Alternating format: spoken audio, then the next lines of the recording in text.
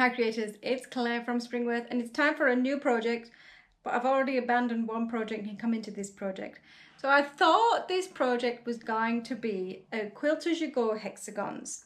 So I was going to make little hexagons in the quilt-as-you-go style where you stitch around, folding from the back, but they're really inconsistent and I have tried a number of different ways to resolve that and it's just not getting me to where I want to go. Like I could not join those two sides because they are quite different. So it's just not going to work. So even if I found two sides on these two that were the same, it would be a constant battle to match them up. So instead, because I already have a bunch of hexagons, now these weren't cut for this project, these are actually left over from my quilted jacket. If you want to check that out, go and find the videos.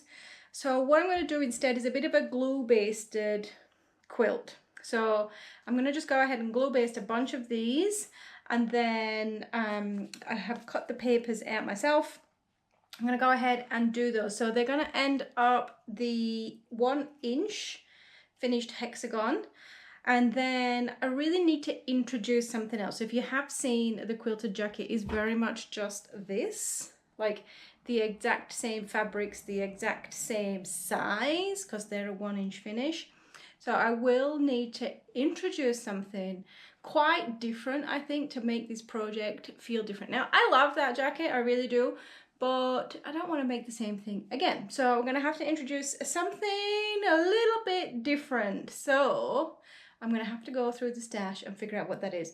Maybe a yellow, maybe an orange, maybe multicolored, like have that blue base background and then see what's on top of that. So a bit of a project that will develop, as most of my projects do, but a bit of a hand stitching, probably not paper piece for a while. I decided on the rainbow quilt that I don't really like hand quilting, but when I made the piece jacket, I love hand sewing. So hey, explain that one. I will get some of these basted down and then I'm going to start putting them together. But in order to do that, I have to figure out what the kind of combination is going to be. So I'm going to try and go for a pattern, I think.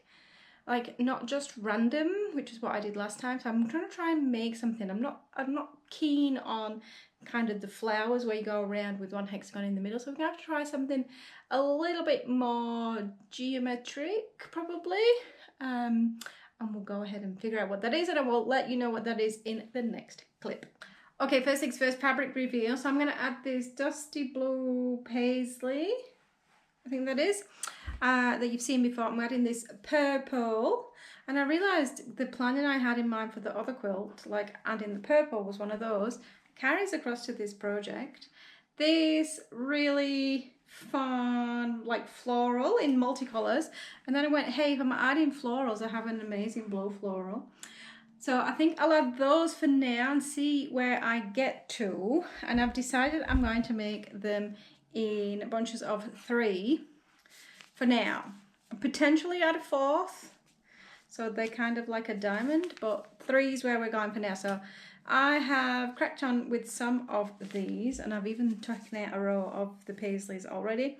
So there's, like, it feels like they're starting to stack up, but when I do the maths, like it's around about 2,000 total hexagons I would need. So I would like to really make a kind of a double bed sized coverlet, and whether I extend that to go down the sides is up for negotiation at this point.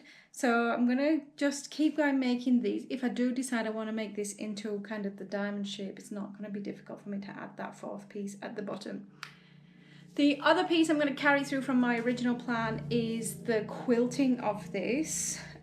And if I'm 2,000 hexagons away, I am a long way from quilting. So I will save that for when we're a little bit closer. What I will do is I will bring you in and show you just a bit of the process. So I'll show you some of the cutting. I'm using a template that got in a kind of an acrylic set, an acrylic template set. I'll just bring you and show you some of the process and then see where I get to it before my next video is due to be live. So I've just gone through with this template. There's 2 sizes up from my design. So this is 1.5 for a finish of 1, which is generous. but I do like having a lot of security. So I've marked up the whole piece of fabric, and now I'm just going to go out and cut these, and I will tend to cut the lines along one way and then just trim them across. I do find for me working points to the top tessellates just a little bit better.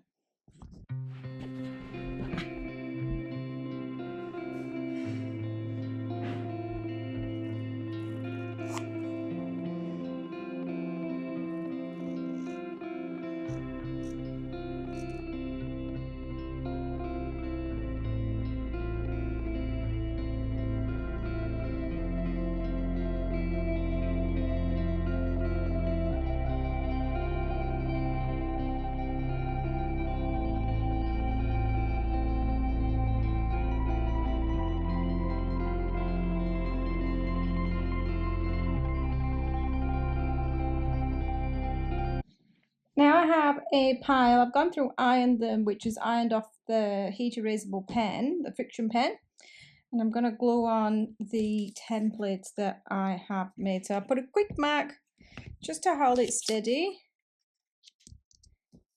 somewhere reasonably in the middle. I've got plenty of seam allowance to not kind of worry too much about it being perfectly centered.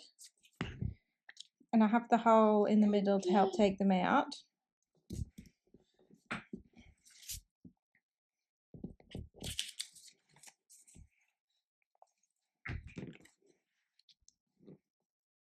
So once that's dried, I will go through with the glue stick, glue each of the paper corners, paper sides. And then just to make sure the corners fold in, I'll do this little swipe out at the edges.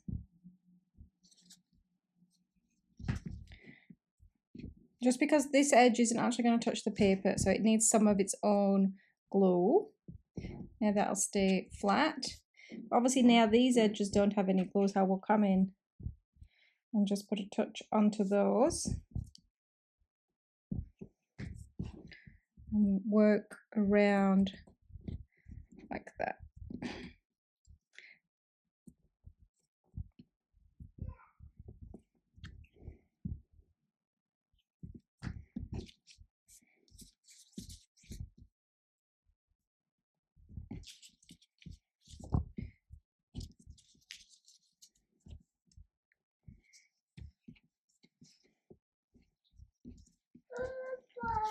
Until you hit the last one, and then just kind of extra gluing that down.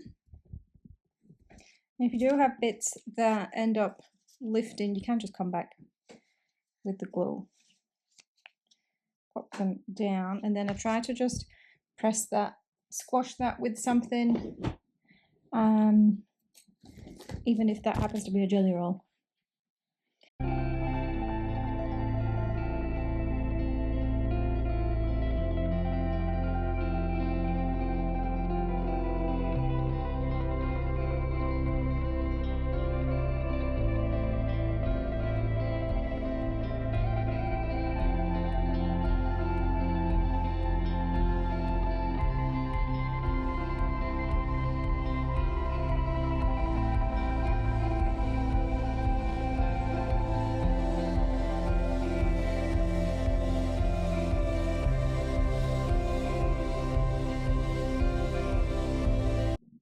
Now I've got a bunch of these made up, I'm going to come through and stitch them together. So just taking the smallest pretty much possible piece of fabric, I'll put a couple of stitches in place right at the edge.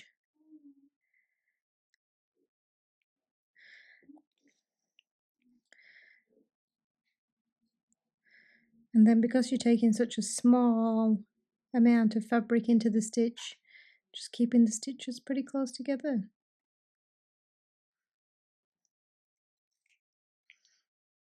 And it does help to use a kind of colour matched or similar colour thread, because the threads are visible somewhat on the front, so it does make sense to use a light fabric, like light thread on a light fabric, and Dark thread on a dark fabric.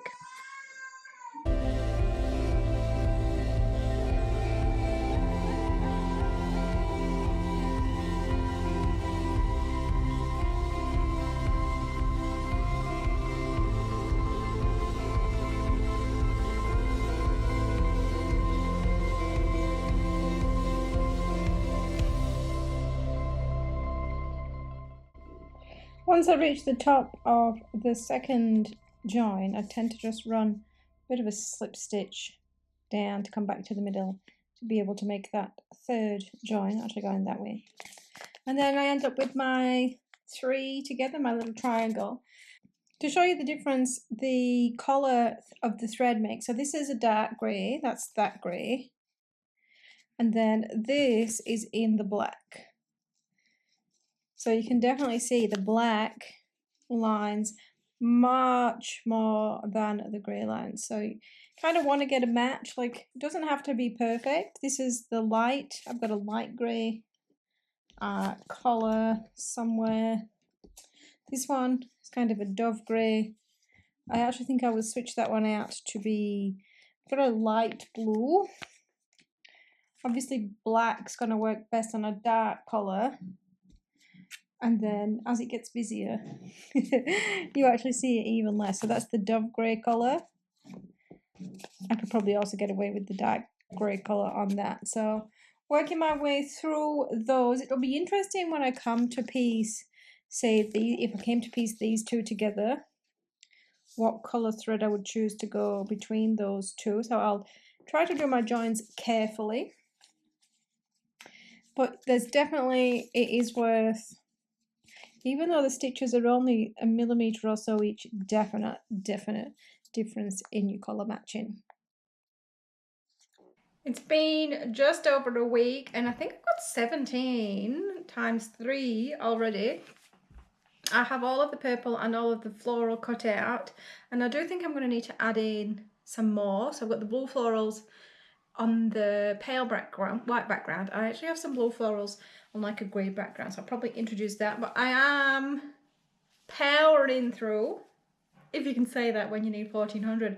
But I have miscalculated the finished size. So what I thought I was using was the 1-inch hexagon inner, but I was using the 1-inch hexagon inner plus seam allowance. So these are over 1 inch, they're just over 1.25.